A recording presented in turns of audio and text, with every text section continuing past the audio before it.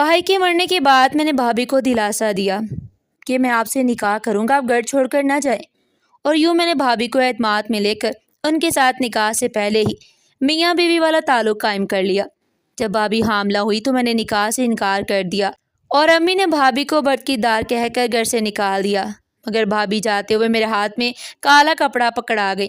मैं जैसे उसे खोला तो मेरी जान निकल गई। मैं अपने चेहरे पर थप्पड़ मारने लगा क्योंकि मेरा भाई अपनी बीवी से बहुत मोहब्बत किया करता था और मेरी भाभी भी भाई पर जान निछावर करती, जबकि मेरी माँ भाभी से पूरे घर के काम करवाती और फिर उनके हर काम में नुक्स निकाल कर उन्हें बातें सुनाती।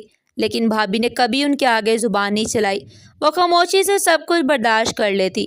भाभी की शादी को भी चंद ही दिन गुजरे थे जब एक दिन भाई का एक्सीडेंट हुआ और वो मौका पर ही इंतकाल कर गए। उस दिन के बाद से अम्मी ने भाभी को मनहूस कहना शुरू कर दिया कि तू मेरे बेटे को खा गई, तू मनहूस है। और भाभी का रो रो कर बुरा हाल था। उन्होंने फैसला कर लिया था कि इद्दत पूरी होते ही वो उस घर से चली जाएंगी। अम्मी ये बात समझने को तैयार ही नहीं थी कि अगर उनका बेटा गया है तो ज़िंदगी भाभी की भी तो बर्बाद हो गई है। अब भाभी हर वक्त गमगीन रहती और अम्मी उन पर नफरत के तीर चलाती रहती। इद्दत के दिनों में भाभी ने मुझसे पर्दा कर लिया था। एक दिन अम्मी घर में नहीं थी और भाभी किचन में खाना बना रही थी। मैं चुपके से किचन में गया और बोला भाभी। मेरी आवाज़ सुनकर उन्होंने अपने दुपट्टे से पर्दा कर लिया और बोली, जी भाई, मैं इद्दत में हूँ, अब आप यहाँ से चले जाएं। मैं मुस्कुराकर बोला, भाभी अब छोड़ भी दे मुझसे ये पर्दा करना, आपकी खूबसूरती कहाँ मुझे आपसे दूर जाने देती है। भाभी बगैर जवाब दिए अपने कमरे की तरफ भाग गई। मैं वहीं खड़ा रहा। कुछ देर बाद किचन से जलने की बू आने लगी। भाभी की हांडी जल गई। जब अम्मी वापस आई और जला हुआ सालन देखा तो कयामत बरपा हो गई। तेरा ध्यान कहाँ था? अम्मी ने उन्हें भालों से पकड़ लिया। किसके साथ लगी हुई थी? वो मैं कमरे में, वो सच नहीं बता सकती थी। अम्मी ने उन्हें बहुत मारा। उस दिन भाभी ने बहुत मार खाई। उस वाक़े के बाद मेरा हौसला बढ़ गया। ये मेरा हर रोज़ का मामूल बन गया। मैं मौका पाते ही भाभी को हरासा करना शुरू कर देता। कभी उनका रास्ता रोक लेता, कभी नाजेबा बातें करता। वो बेबसी से रोती रहती लेकिन किसी को कुछ नहीं कह सकती थी। वो जानती थी कि अम्मी मेरी बात पर यकीन करेंगी। फिर एक दिन हद हो गई। भाभी सिलाई के कपड़े तय कर रही थी। मैंने पीछे से जाकर उनका पल्लू पकड़कर खींच लिया। वो घबरा कर गिर गई। उनका दुपट्टा मेरे हाथ में आ गया। उसी वक्त अम्मी कमरे से बाहर निकली। उन्होंने मुझे भाभी का दुपट्टा पकड़े देख लिया। भाभी की आंखों में आंसू थे। वो जल्दी से वहाँ से भाग गई। अम्मी ने गुस्से से मुझे आवाज़ दी। मैं इत्मीनान से उनके कमरे में, जी अम्मी, ये क्या हो रहा था? अम्मी की आंखों में शौले थे। तेरे भाई की बेवा है, तुझे शर्म नहीं आती ये हरकतें करते हुए? मैंने कंधे उचकाए और एक लम्हे के लिए सोचा। फिर मैंने वो तीर चलाया जिसने भाभी की ज़िंदगी मुकम्मल तौर पर तबाह कर देनी थी। अम्मी, मैं क्या करता? मैं कुछ नहीं कर रहा, वो खुद ही ऐसी है, वो खुद ही मुझे अपने पास खींचती है। अम्मी ने मुझे घूर कर देखा। क्या मतलब? साफ साफ बोल। अम्मी, मैंने उल्टा इल्ज़ाम उन्हीं पर लगा दिया। वो मुझे इशारे करती हैं। मैं तो अपने भाई की इज़्ज़त का ख्याल करके खामोश रहता हूँ, वरना वो तो। मेरी बात सुनकर अम्मी के चेहरे पर वहशतनाक गुस्सा उभर आया। वो जो सोफिया को सिर्फ मनहूस समझती थी, अब उन्हें बदकिरदार भी समझने लगी थी। उसकी ये मजाल, वो दांत पीस कर बोली, मैं उसे जिंदा नहीं छोड़ूंगी। मेरे बेटे के मरने का इंतज़ार करी थी। ये बात मैंने जल्दी पर तेर डाला। अम्मी, आप छोड़ें इन बातों को, मैं खुद संभाल लूँगा, आप परेशान ना हो। उस दिन के बाद सोफिया की ज़िंदगी जहन्नुम बन गई। अम्मी ने उनका कमरे से निकलना बंद कर दिया। वो अब उनसे सिर्फ नौकरानियों वाला काम नहीं लेती, बल्कि उन्हें ज़हनी और जिस्मानी अजियत भी देने लगी। उनके लिए अब सोफिया सिर्फ एक बेवा नहीं, बल्कि एक ऐसी औरत थी जिसकी नज़रें उनके जवान बेटे पर थी। मैं अपने इस झूठ के नतीजे से बहुत ज़्यादा खुश था। अब मुझे सोफिया को हरासा करने के लिए मौका नहीं ढूंढना पड़ता था। अम्मी खुद ही उन्हें मेरे सामने जलील करती और मैं उस तमाशे से लुत्फ़अंदोज़ होता। भाभी बेबसी की तस्वीर बनी रहती। वो कस्में खाती, अपनी सफाइयाँ पेश करती, लेकिन अम्मी मेरी बात को सच मान चुकी थी। तुम्हारी जैसी औरतों को मैं खूब जानती हूँ, बेवा होकर भी हया नहीं आती, अम्मी उन्हें ताने देती। सोफिया की इद्दत पूरी होने में चंद ही दिन बाकी थे। वो पहले से ज़्यादा खामोश, अफसुर्दा रहने लगी। उनकी खूबसूरत आंखों में अब वीरानी की जगह खौफ ने ले ली। फिर वो रात आई। बाहर तेज़ बारिश हो रही थी। अम्मी अपनी दवाइयाँ खाकर जल्दी सो गई थी। मैं अपने कमरे में जाग रहा था, स्टोर का हिसाब कर रहा था, लेकिन मेरा ध्यान बार बार सोफिया के कमरे की तरफ जा रहा था। आज उनकी इद्दत का आखिरी दिन था। मुझ पर शैतान हावी हो चुका था। मैंने हिसाब किताब बंद किया और दबे पाँव अपने कमरे से निकला। घर में मुकम्मल अंधेरा था। मैं खामोशी से सोफिया के कमरे के दरवाजे तक पहुंचा। دروازے کو ہلکا سا دھکا دیا تو وہ کھل گیا۔ وہ شاید کنڈی لگانا بھول گئی تھی۔ میں اندر داخل ہوا، وہ اپنے بستر پر سوئی ہوئی تھی۔ ہلکی ہلکی روشنی جو کھڑکی سے آ رہی تھی اس میں ان کی رنگت گوری چمک رہی تھی۔ وہ بہت ہی معصوم لگ رہی تھی۔ میرا دل تیزی سے دھڑکنے لگا۔ میرا ضمیر مجھے ملامت کر رہا تھا لیکن میری ہوس غالب آ چکی تھی۔ میں آگے بڑھا اور ان کے قریب بیٹھ گیا۔ وہ شاید میری آہٹ سے جاگ گئی۔ انہوں نے آنکھیں کھولی اور مجھے اپنے اتنے قریب دیکھ کر ان کی آنکھیں خوف سے پھیل گئی۔ وہ کچھ بولنے والی تھی کہ میں نے تیزی سے ان کے منہ پر ہاتھ رکھ دیا۔ میں نے انہیں گھورا، آواز نکالی تو جان سے مار دوں گا۔ وہ میرے ہاتھ کے نیچے گھٹ رہی تھی۔ ان کی آنکھیں مدد مانگ رہی تھی، وہ ہاتھ پاؤں مار رہی تھی، لیکن میں طاقت کے سامنے ان کی مزاحمت بیکار تھی۔ میں نے ان کی ایک نہ سنی۔ میں نے ان کے ساتھ زبردستی کی اور ان کی عزت پامال کر دی۔ وہ چیختی رہیں، چلاتی رہیں، لیکن ان کی آواز میرے ہاتھ کے نیچے دب کر رہ گئی۔ اچانک کمرے کا دروازہ زور سے کھلا۔ کون ہے؟ امی کی آواز آئی۔ انہوں نے لائٹ جلا دی۔ وہ مجھے صوفیہ کے ساتھ اس حالت میں دیکھ کر ساکت رہ گئی۔ ان کے ہاتھ سے لاٹھی چھوٹ کر زمین پر گر گئی۔ وہ ہکا بکا کھڑی مجھے اور روتی ہوئی صوفیہ کو دیکھ رہی تھی۔ امی اس منظر کو دیکھ کر پتھر کی طرح کھڑی تھی۔ ان کے چہرے پر ہوائیاں اڑ رہی تھی۔ صوفیہ بستر کے کونے میں سمٹی اپنے بکھرے ہوئے کپڑوں کو سمیٹنے کی ناکام کوشش کر رہی تھی۔ ان کے منہ سے سسکیوں کے سوا کچھ نکل نہیں رہا تھا۔ اماں کا پہلا جھٹکا غصے میں بدل گیا۔ انہوں نے زمین سے اپنی لاٹھی اٹھائی اور میری طرف لپکی۔ بے حیا، یہ کیا کیا تو نے؟ وہ مجھ پر لاٹھی برساتی ہوئے چلائیں۔ میں نے جلدی سے خود کو سنبھالا، ان کا ہاتھ پکڑ لیا۔ اماں میری بات تو سنیں، میں نے ہم کو پہلے ہی بتایا تھا یہ عورت ٹھیک نہیں ہے۔ اس نے مجھے بلایا تھا۔ اماں ایک پل کے لیے رکی۔ انہوں نے میری آنکھوں میں دیکھا، پھر نفرت سے صوفیہ کی طرف مڑی۔ صوفیہ نے نفرت سے سر ہلایا۔ نہیں اماں، خدا کی قسم یہ جھوٹ بول رہا ہے، اس نے میرے ساتھ زبردستی کی ہے۔ اماں نے صوفیہ کو ایک زور کا تھپڑ مارا۔ چھپ کر بدتمیز، ایک تو گناہ کیا، اوپر سے میرے بیٹے پر الزام لگاتی ہے۔ تیری حرکتیں سن کر بھی آئی ہوں۔ تو نے ہی اسے اپنے کمرے میں بلا کر یہ سارا ڈرامہ رچایا ہے۔ میں حیران تھا کہ اماں نے اتنی جلدی میرا الزام سچ مان لیا، لیکن شاید وہ سچ ماننا ہی نہیں چاہتی تھی۔ ان کے لیے ماننا آسان تھا کہ بے سہارا بیوہ بد کردار ہے، یہ نہیں کہ ان کا اپنا بیٹا اتنا گر سکتا ہے۔ نکل میرے کمرے سے، وہ مجھ پر چلائیں اور تو وہ صوفیہ کی طرف مڑی۔ اٹھ جلدی کر، صبح دیکھتی ہوں میں تجھے۔ اماں مجھے کھینچتے کمرے سے باہر لائیں اور صوفیہ کے کمرے کا دروازہ باہر سے بند کر دیا۔ اگلی صبح گھر میں ایک عجیب سا سناٹا تھا۔ اماں نے مجھے ناشتے کی میز پر بلایا۔ وہ بہت پرسکون لگ رہی تھی، لیکن یہ طوفان سے پہلے کی خاموشی تھی۔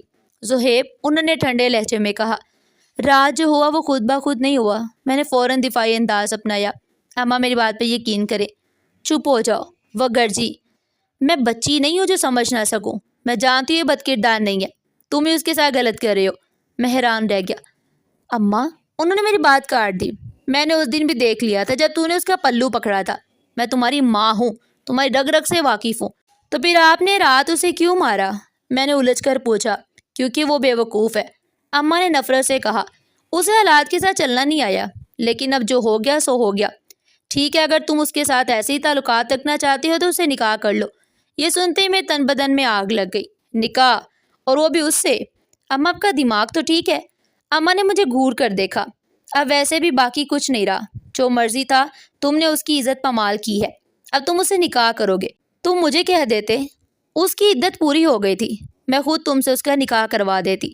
اس کی عزت کیوں برباد کی؟ اماں کو اس بات پر غصہ تھا کہ میں نے یہ کام چھپ کر کیوں کیا، جس سے گھر کی بدنامی ہو سکتی تھی۔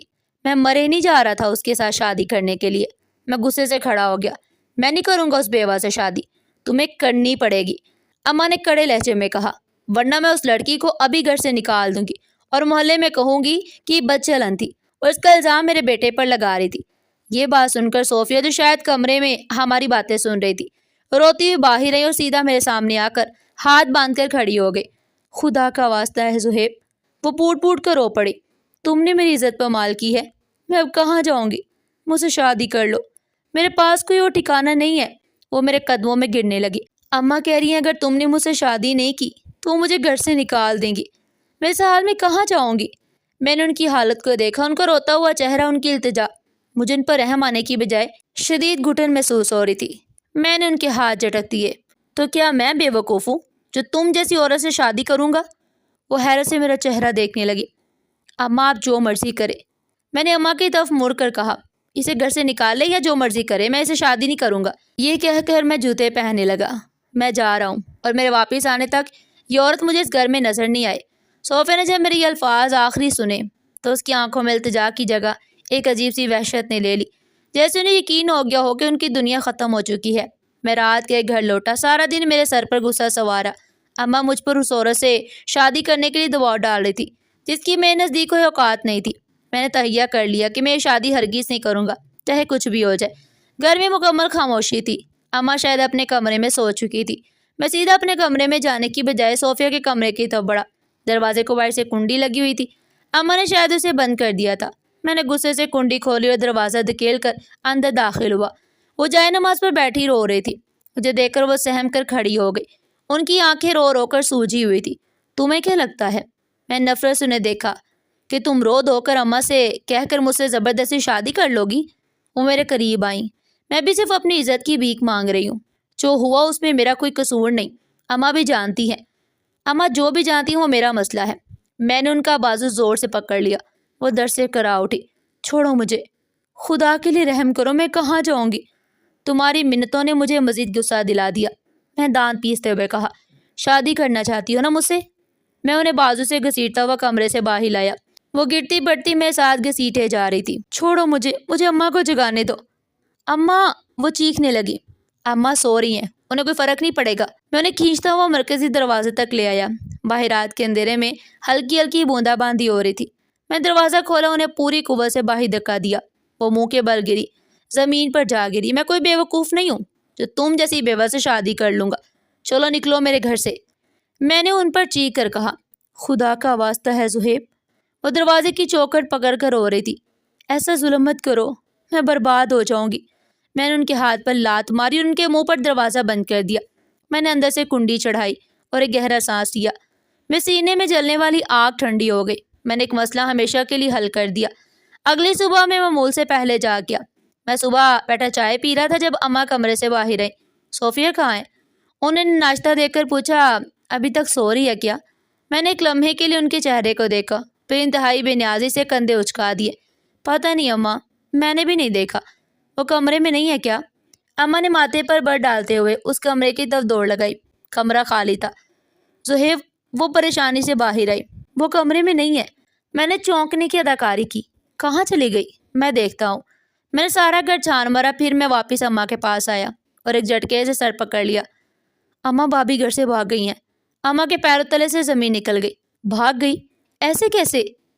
وہی تو میں کہہ رہا ہوں، میں نے پریشان بن کر کہا۔ رات اس نے مجھ سے شادی کے لیے اتنا ڈرامہ کیا اور جب میں نے انکار کر دیا تو شاید وہ کسی کے ساتھ بھاگ گئی۔ اللہ جانے اس کے کس کس کے ساتھ تعلقات تھے۔ بھائی تو سیدھا سادہ تھا، اسے پھانس لیا۔ اماں جو رات تک صوفیہ کو بے قصور سمجھ رہی تھی، یہ سن کر دوبارہ دھوکے کا شکار ہو گئی۔ ان کے لیے ماننا زیادہ آسان تھا کہ وہ بھاگ گئی ہے، بنسبت اس کے کہ ان کے بیٹے نے اسے رات کے اندھیرے میں گھر سے نکال دیا۔ میں نے فوراً شور مچا دیا۔ اماں نے بھی رونا پیٹنا شروع کر دیا۔ محلے کی عورتیں اکٹھی ہو گئی۔ ہائے اللہ، کیسی عورت تھی! ایک پڑوسن بولی، بڑی مشکل سے اس نے عدت پوری کی ہے لگتا ہے۔ کب سے گھات لگائے بیٹھی تھی کہ شوہر مرے اور وہ بھاگے۔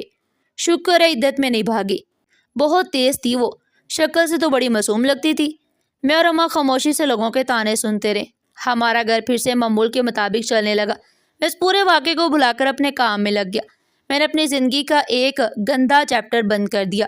مجھے نہیں معلوم تھا کہ وہ رات کے اندھیرے میں کہاں گئی، اس کے ساتھ کیا ہوا، اور نہ ہی مجھے جاننے میں کوئی دلچسپی تھی۔ صوفیہ کے جانے کے بعد وقت گزرتا رہا۔ پہلے کچھ دن محلے میں سرگوشیاں ہوتی رہیں، پھر سب بھول بھال گئے۔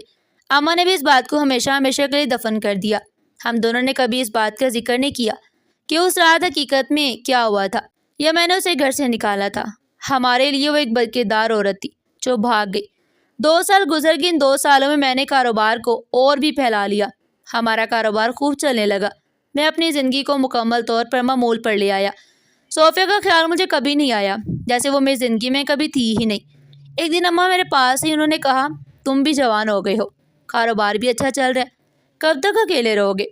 میں ان کا مطلب سمجھ گیا۔ اماں، جو آپ کو ٹھیک لگے۔ اماں خوش ہو گئی۔ میں نے تمہارے لیے رشتہ دیکھ رکھا ہے۔ کون؟ میں نے لاپرواہی سے پوچھا۔ تمہاری خالہ کی بیٹی سارہ۔ اماں نے مسکرا کر بتایا۔ خوبصورت بھی ہے، پڑھی لکھی بھی ہے، اور سب سے بڑھ کر ہمارے خاندان کی ہے۔ مجھے بھی پسند ہے۔ اماں کی بات سن کر مجھے بھی خوشی ہوئی۔ سارہ واقعی خوبصورت تھی۔ اسے بچپن سے جانتا تھا اور وہ مجھے پسند بھی تھی۔ وہ میرے لائق تھی، میں نے فوراً ہاں کر دی۔ خالہ سے رشتہ مانگا گیا تو انہوں نے خوشی خوشی رشتہ دے دیا۔ میری شادی کی تاریخ طے پا گئی۔ میں بہت خوش تھا کہ میری شادی میری پسندیدہ لڑکی سے ہو رہی تھی۔ میں نے اپنی شادی کی تیاریوں میں بڑھ چڑھ کر حصہ لیا، گھر کو نیا رنگ و روگن کروایا، مہنگا فرنیچر خریدا گیا۔ میں اپنی نئی زندگی کے آغاز کے لیے بہت پرجوش تھا۔ میں وہ سب کچھ بھول چکا تھا جو میں نے 2 سال پہلے کیا تھا۔ مجھے لگتا تھا کہ میں نے اپنی زندگی سے ایک کانٹا نکال پھینکا تھا اور اب صرف خوشیاں ہی میرا مقدر تھی۔ شادی کا دن آن پہنچا۔ شادی بہت دھوم دھام سے ہوئی، سارا خاندان اکٹھا تھا۔ میں نے سیاہ رنگ کی شیروانی پہنی ہوئی تھی اور بہت خوش تھا۔ سارا سرخ جوڑے میں گہنوں سے لدی بیٹھی تھی۔ رخصتی کے بعد ہم گھر آئے۔ گھر مہمانوں سے بھرا ہوا ہے۔ کون ہے کمرے میں؟ اس نے جو زور کی ٹھوکر دروازے پر ماری، ایک جھٹکے سے دروازہ ٹوٹ کر بکھر گیا۔ اندر سارا جو سرخ جوڑے میں گھونگھٹ نکالے میرا انتظار کر رہی تھی۔ انہیں دیکھ کر ویسے چیخی کہ لگ رہا تھا اس کا گلا پھٹ جائے گا۔ نہیں سارا نہیں، میں پھوٹتے ہوئے اچھل پڑا۔ چھوڑ دو اسے جانور، چھوڑ دو۔ میں رسیوں سے بندھے پاگلوں کی طرح تڑپ رہا تھا۔ رسیاں میری کلائیوں کو چھیل رہی تھی، خون بہنے لگا تھا، لیکن میری بے بسی بڑھتی ہی جا رہی تھی۔ 2 ڈاکو کمرے میں داخل ہوئے۔ انہوں نے سارا کو بالوں سے پکڑ کر گھسیٹا۔ نہیں، خدا کے واسطے مجھ پر رحم کرو، وہ روتے ہوئے کہہ رہی تھی۔ اس کو بھی لا کر یہاں باندھ دو، ڈاکوؤں نے حکم دیا۔ باقی 2 ڈاکوؤں نے اماں اور دوسرے مہمانوں کو دوسرے کمرے میں بند کر دیا تھا۔ اب لاؤنج میں صرف میں، وہ 2 ڈاکو اور فرش پر پڑی سسکتی ہوئی سارا تھی۔ بہت خوبصورت مال ہے۔ ایک ڈاکو نے سارا کا گھونگھٹ نوچ کر دور پھینک دیا۔ نہیں، تم جو بولو گے میں دوں گا، میرے پاس سب کچھ ہے۔ سارا مال لے لو، بس اسے چھوڑ دو۔ میں رو رہا تھا، بھیک مانگ رہا تھا۔ وہ گنڈا میرے قریب آیا، اس نے میرے منہ پر ایک زوردار تھپڑ مارا۔ تیری آواز نہیں آنی چاہیے، اب تو بس تماشا دیکھ۔ اس نے سارا کی طرف دیکھا۔ آج تیری شادی کی پہلی رات ہے نا، چل ہم مناتے ہیں تیری سہاگ رات۔ وہ وحشی کہہ کر لگاتے ہوئے اس پر جپٹ پڑے۔ نہیں، میری چیخ پورے گھر میں گونجی۔ میرے سامنے، میری آنکھوں کے سامنے میری شادی کی پہلی رات، میرے اپنے ہی گھر میں میری نئی نویلی دلہن کی عزت پامال کر دی گئی۔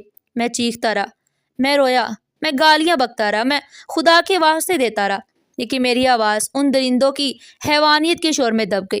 سارا کی چیخیں پہلے بلند ہوئی، پھر دھیرے دھیرے سسکیوں میں اور پھر ایک گھٹی ہوئی بے جان آہوں میں بدل گئی۔ میں نے بے بسی میں اپنی آنکھیں بند کر لی۔ میرے آنسو میرے گالوں پر بہہ رہے تھے۔ میں کچھ نہیں کر سکا، میں اپنی بیوی کو نہیں بچا سکا۔ اس درندگی کے بعد وہ اٹھے، انہوں نے آرام سے الماریاں کھولی، اماں کا سارا زیور، سارا کا تمام زیور، شادی میں ملنے والی سلامی، گھر میں پڑی تمام نقدی، سب کچھ سمیٹ لیا۔ چلو بھائیو، کام ہو گیا۔ وہ ہنستے ہوئے ایک دوسرے کو داد دیتے ہوئے گھر سے نکل گئے۔ جاتے جاتے میرے پاس آئے۔ اس نے میری جیب سے سگریٹ کا پیکٹ نکالا، ایک سگریٹ سلگایا اور دھواں میرے منہ پر چھوڑتے ہوئے بولا، شادی مبارک ہو دلہے صاحب۔ وہ چلے گئے۔ ان کے جانے کے بعد گھر میں ایسی خاموشی چھا گئی جو موت سے زیادہ خوفناک تھی۔ اس خاموشی کو صرف میری بیوی کی ٹوٹی ہوئی سسکیاں توڑ رہی تھی، جو فرش پر ایک بے جان گڑیا کی طرح پڑی تھی۔ کچھ دیر بعد اسے کمرے کا دروازہ زور سے پیٹنے کی آواز آئی۔ اماں اور باقی مہمانوں نے مل کر دروازہ توڑا اور باہر نکلے۔ زہیب میرے بچے، اماں دوڑتی ہوئی میرے پاس آئیں اور کانپتے ہاتھوں سے میری رسیاں کھولنے لگی۔ جیسے ہی میں آزاد ہوا، میں اپنی ٹانگوں پر کھڑا نہیں ہو سکا۔ میں اس فرش پر گری سارا کی طرف بڑھا۔ سارا وہ فرش پر بکھری پڑی تھی، اس کا سرخ جوڑا جگہ جگہ سے پھٹا ہوا تھا، اس کے بال بکھرے ہوئے تھے اور آنکھیں بے جان تھی۔ میں نے اسے چھونے کے لیے ہاتھ بڑھایا تو وہ ایک دم سے وحشت سے چیختے ہوئے پیچھے ہٹی۔ نہیں، ہاتھ مت لگانا مجھے، دور ہٹو۔ ان کی نظر میرے پاس پڑے پھل کاٹنے والے چاقو پر پڑی۔ انہوں نے وہ چاقو اٹھایا اور اپنی کلائی پر رکھنے لگی۔ سارا، پاگل ہو گئی ہو کیا؟ میں نے اور اماں نے مل کر ان سے چاقو چھینا۔ مجھے مرنے دو، وہ پاگلوں کی طرح چیخ رہی تھی۔ میں زندہ نہیں رہنا چاہتی، میں کسی کو منہ دکھانے کے قابل نہیں رہی، مجھے مار دو۔ اٹھ کر اپنا سر دیوار پر مارنے لگی۔ میں نے انہیں بازو سے جکڑ لیا۔ سارا، ہوش کرو، اس میں تمہارا کوئی قصور نہیں، میں آپ کے قابل نہیں رہی۔ وہ میرے سینے پر منہ چھپا کر روتے ہوئے بولی، میں گندی ہو گئی ہوں۔ میں نے ان کا چہرہ اپنے ہاتھوں میں لیا، میری اپنی آنکھوں سے بھی آنسو بہہ رہے تھے۔ میں جانتا ہوں تمہارا کوئی قصور نہیں، میں وعدہ کرتا ہوں سارا، میں ان جانوروں کو نہیں چھوڑوں گا، میں نے ڈھونڈ نکالوں گا، میں نے اپنے ہاتھوں سے مار ڈالوں گا۔ لیکن وہ کسی طرح بھی چپ ہونے کا نام نہیں لے رہی تھی۔ ساری رات ہم جاگتے رہے۔ ہمارا سجا ہوا گھر اجڑ چکا تھا، لیکن سب سے بڑھ کر میری عزت تباہ ہو چکی تھی۔ صبح کی پہلی کرن کے ساتھ ہی میں اٹھا۔ میری آنکھوں میں نیند نہیں تھی، صرف انتقام تھا۔ میں نے کپڑے بدلے، میری کمر میں شدید درد تھا، لیکن میرے دل کی آگ اس سے کہیں زیادہ تھی۔ میں فوراً پولیس اسٹیشن کے لیے روانہ ہو گیا۔ مجھے ہی معلوم تھا کہ وہاں میری زندگی کا سب سے بڑا طوفان میرا انتظار کر رہا تھا۔ میں تھانے کی طرف بھاگ رہا تھا، میرے حواس منتشر تھے۔ میری شادی کی شیروانی جو چند گھنٹے پہلے میری خوشی اور فخر کی علامت تھی، اب میرے اپنے ہی خون کے دھبوں سے داغدار تھی، جو پسٹل کے بٹ سے لگی چوٹ سے ڈس رہا تھا۔ میری آنکھوں میں نیند نہیں تھی، صرف ایک وحشیانہ انتقام کی آگ چل رہی تھی۔ میرا دماغ بار بار پچھلی رات کے مناظر دہرا رہا تھا، سارا کی دل خراش چیخیں اور ڈاکوں کے وحشی کہکے، اور میری اپنی بے بسی۔ میں نے اسے بچانے کا وعدہ کیا تھا اور اب میں ان درندوں کو کیفرے کردار تک پہنچانے کے لیے کسی بھی حد تک جانے کو تیار تھا۔ گھر میں قیامت گزر چکی تھی۔ سارا کونے میں زندہ لاش کی طرح بیٹھی تھی، اس کی آنکھیں پتھرا گئی تھی، وہ چھت کو گو رہی تھی۔ اماں جو کل تک اپنے بیٹے کی شادی پر خوشی سے نہال تھی، اب جائے نماز پر بیٹھی خاموش آنسو بہا رہی تھی۔ ہمارا سجا سجایا گھر جو پھولوں کی خوشبوؤں سے بھرا تھا، اب خوف کے سناٹے اور بارود کی بو سے اٹا پڑا تھا۔ میں اس ماحول میں ایک پل بھی مزید نہیں رک سکتا تھا۔ ہر گزرتا لمحہ میری ناکامی کا احساس دلا رہا تھا۔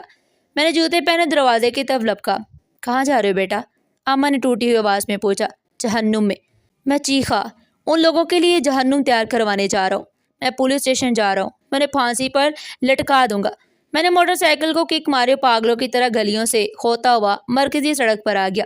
صبح کا وقت تھا، لوگ اپنے کام کاج پر تھے، دنیا معمول کے مطابق چل رہی تھی۔ ان کا یہ معمول پر ہونا مجھے مزید غصہ دلا رہا تھا۔ انہیں کیا معلوم کہ پچھلی رات مجھ پر کیا بیتی۔ میں نے موٹر سائیکل کو تھانے کے باہر ایک جھٹکے سے روکا اور بھاگتا ہوا اندر داخل ہو گیا۔ تھانے کا منظر کسی پرانے فلمی منظر کی طرح تھا۔ دیواروں پر پان کی پیک کے نشانات تھے، ایک کونے میں فائلوں کا ڈھیر گرد میں اٹا پڑا تھا، اور استقبالیہ پر ایک موٹا حوالدار جس کی وردی کے بٹن کھلے ہوئے تھے میز پر پاؤں رکھے اونگ رہا تھا۔ رپورٹ لکھنی ہے۔ میں نے میز پر اتنے زور سے ہاتھ مارا کہ اس پر پڑا چائے کا کپ اچھل پڑا۔ حوالدار ہڑبڑا کر اٹھ بیٹھا۔ اس نے مجھے غصے بھری نظروں سے دیکھا، جو شاید نیند خراب ہونے کی وجہ سے تھی۔ اس نے کہا، کیا مصیبت ہے؟ نظر نہیں آ رہا؟ تھانہ ہے یہاں، میرے گھر پر مصیبت آئی ہے، میں گرجدار آواز میں بولا۔ میرے گھر ڈکیتی کے دوران میری بیوی کی عزت، اس کی بات پوری نہ ہو سکی۔ میں نے کہا، مجھے اپنے سب سے بڑے افسر سے ملنا ہے۔ حوالدار نے مجھے اوپر سے نیچے تک دیکھا، میری شیروانی، میرے کھڑے بال اور میری سرخ آنکھیں۔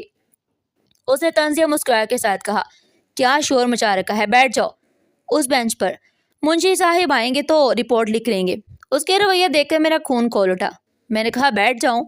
میں نے میز پر پڑی فائل اٹھا کر زمین پر پھینک دی۔ تم پاگل ہو گئے ہو؟ میری دنیا لٹ گئی ہے، میری شادی کی پہلی رات ہے، تم مجھے بیٹھنے کا کہہ رہے ہو؟ میں نے کہا، اپنے ایس ایچ او کو بلاؤ۔ وہ کہاں ہے؟ میری چیخوں پکار سے تھانے میں ہلچل مچ گئی۔ حوالدار کھڑا ہوا اور بولا، آواز نیچی رکھ، یہ تمہارے باپ کا گھر نہیں ہے۔ میں نے کہا، میری آواز اس وقت تک نیچی نہیں ہوگی جب تک انصاف نہیں ملتا۔ میں نے اس کا گریبان پکڑنے کی کوشش کی تو ایک سپاہی نے ڈنڈا دکھایا اور دھمکی دی کہ اندر کر دوں گا۔ میں نے کہا، میں یہاں سے نہیں جاؤں گا جب تک ایف آئی آر درج نہیں ہوتی۔ آگے مجھے بتایا گیا کہ نئی ایس پی صاحبہ کی پوسٹنگ ہوئی ہے اور وہ آج پہلا دن ہے۔ وہ سخت افسر ہیں۔ تھوڑی دیر بعد دروازے پر بھاری قدموں کی آواز آئی، سب خاموش ہو گئے۔ ایک باوقار عورت اندر آئی، اس نے سخت لہجے میں کہا، تم کون ہو اور کیا مسئلہ ہے؟ میں لرزتی آواز میں اپنی بربادی سنائی۔ اس نے غور سے سنا، فوراً حکم دیا کہ ایف آئی آر درج کرو اور مجرموں کو گرفتار کرو۔ حوالدار فوراً متحرک ہو گیا اور مجھ سے تفصیل لینے لگا۔ کچھ ہی دنوں میں پولیس نے کارروائی کی اور ملزمان کو گرفتار کر لیا۔ مجھے شناخت پیریڈ کے لیے بلایا گیا۔ میں نے انہیں دیکھ کر پہچان لیا، یہی ہے وہ مجرم۔ پھر کیس عدالت میں گیا اور مضبوط شواہد کی بنیاد پر انہیں سخت سزا ملی۔ میں باہر کھڑا ایس پی صاحبہ کا انتظار کر رہا تھا۔ میں نے ان کا شکریہ ادا کیا، مگر انہوں نے سرد لہجے میں کہا، میں نے یہ تمہارے لیے نہیں کیا بلکہ قانون کے لیے کیا ہے۔ وہ بغیر کوئی بات کی اپنی گاڑی میں بیٹھ کر چلی گئی اور میری طرف دیکھ کر کہا، جو کچھ تم نے میرے ساتھ کیا ہے اس کے بعد بھی تم ہمیشہ میرے مجرم رہو گے۔ میں تمہیں معاف نہیں کیا۔ پھر کیوں؟ میں نے ٹوٹی آواز میں پوچھا۔ تم یہ کیس دفاتر میں ہی بند کر دیتی، یہی میری سزا ہوتی۔ میں نے سب کچھ ایک عورت کے لیے کیا تھا۔